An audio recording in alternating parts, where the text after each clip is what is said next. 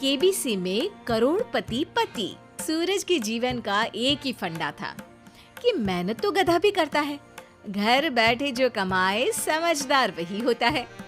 इसीलिए उसने कभी नौकरी ही नहीं ढूंढी। इस बात से हालांकि उसकी पत्नी शिखा बिल्कुल भी अग्री नहीं करती थी, पर फिर भी सूरज को समझाना बेकार था। टीवी में कैसे बनोगे करोड़पति का ऐड देखकर उसे लगा कि बस अब तो घर बैठे ही वो करोड़पति बन सकता है, और उसके पीछे उसने अपने सारे सोर्सेस एक्टिव कर दिए। 2 हफ्ते में उसके कलीग के साले के पड़ोसी के बेटे का सोर्स निकलता है जो कि उसे शो में पहुंचा सकता है, और सूरज उससे मिलने चला जाता है। अच्छा, तो हमें मुकेश जी बता रहे थे कि आप हमें शो में पहुंचा सकते हैं। हाँ, उसमें कोई तकलीफ नहीं है। मैं कल अगर कोशिश करूँ तो इसी महीने में आपका नंबर आ जाएगा। अरे ये तो बहुत बढ़िया हो गया। अच्छा, वो सिलेबस और क्वेश्चन पेपर का कोई जुगाड़ है क्या?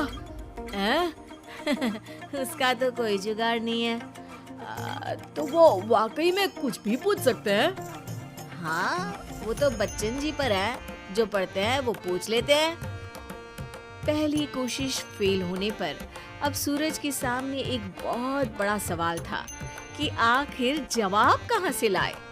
तब शिखा ने एक सजेशन दिया, क्यों ना सूरज अपने चचेरे भाई सुमित से मदद मांगे, जो कि यूपीएससी की तैयारी कर रहा था। हालांकि इतनी मेहनत करना सूरज को समझ में नहीं आता था, पर कोई और रास्ता ना मिलने पर वो आखिर सुमित से बात करता है। अरे सुमित, हमारा कैसे बनोगे करोड़पति के लिए सिलेक्शन होने वाला है। तुम हमें थोड़े चिट बनाने में मदद करोगे क्या? अरे भैया, चिट बनाए तो सालों हो गए, उसमें हमारा एक्सपर्टीज नहीं है, बल्कि आप बोलो तो हम आपकी पढ़ने में जरूर मदद कर सकते हैं। हट, कैसी अनाप शराब बातें कर रहा है तू। सूरज ने सुमित को मना तो कर दिया था, पर तैयारी करने के सिवाय कोई चारा उसे दिख भी नहीं रहा था। खासकर जब 12 के पेपर लीक करने के एक्सपर्ट शुक्ला जो भी हाथ जोड़ लेते हैं। आखिर सूरज को सुमित के पास जाना ही पड़ा, और उसने सुमित और शिखा से वादा किया कि वो बहुत मेहनत करेगा। 1 महीने की तैयारी के बाद फाइनल हुआ कि शो से 1 हफ्ते पहले एक ट्रायल खेला जाएगा, जहां पर सारे रिश्तेदार ऑडियंस की जगह पर होंगे और शिखा सवाल पूछेगी। दूर दराज से भी रिश्तेदार आकर हाजिर हो गए देखने कि आखिर कैसे बनेगा सुमित करोड़पति। सब कुछ सेट था, और इतने में सूरज आकर अपना स्पीच देता है।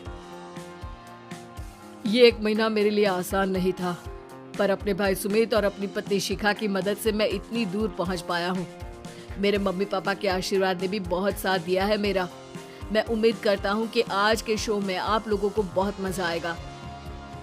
साक्षी पहला सवाल पूछती है और पूरे कमरे में सन्नाटा छा जाता है।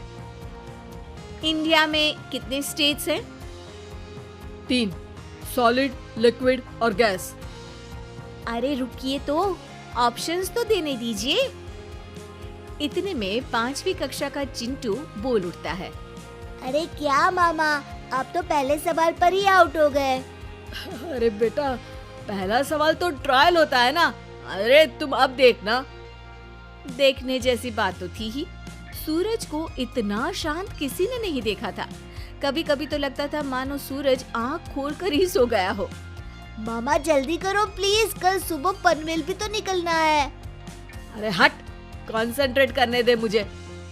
3 सवाल में 3 लाइफलाइन खत्म हो चुकी थी, और अब चौथे सवाल पर भी सूरज का मौन नहीं टूटा। पर सूरज अभी भी हार मानने को तैयार नहीं था। उधर हर कोई सूरज को छोड़ सुमित को देख रहे थे।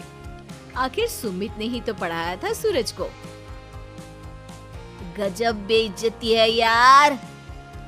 अरे बेटा, तो बाप का, दादा का, भाई का, सबका नाम बुड़वाएगा। अरे 3 लाइफलाइन ले ली तो भी तेरा कुछ नहीं होना है। अरे कोई इतनी बात करता है क्या शो पर?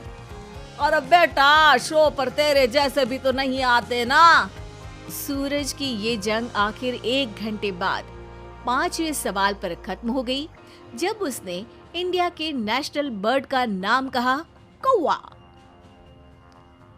अरे बेटा, मजा तो बहुत आया, बस थोड़ा टाइम पर खत्म होता तो आनंद भी आ जाता।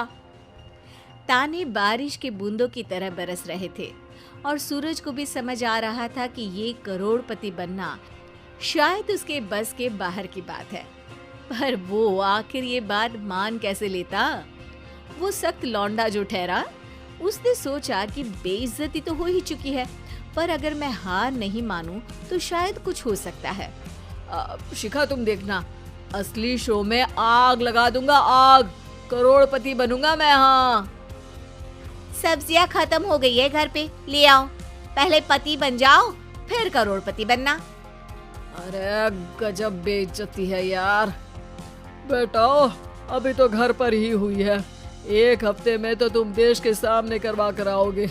वैसे जब टीवी पर जाओ ना, तो बस अपने मम्मी का ही नाम लेना, ठीक है? कोई पूछे तो बोलना कि पापा नहीं है मेरे।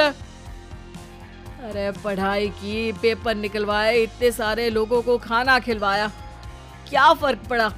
इसीलिए मैं कहता हूँ कि मेहनत तो गधा भी करता है, घर बैठे जो कमाए वही सिकंदर। लेकिन मामा, गधे भी जानते हैं कि हमारा राष्ट्रीय पक्षी मोर है।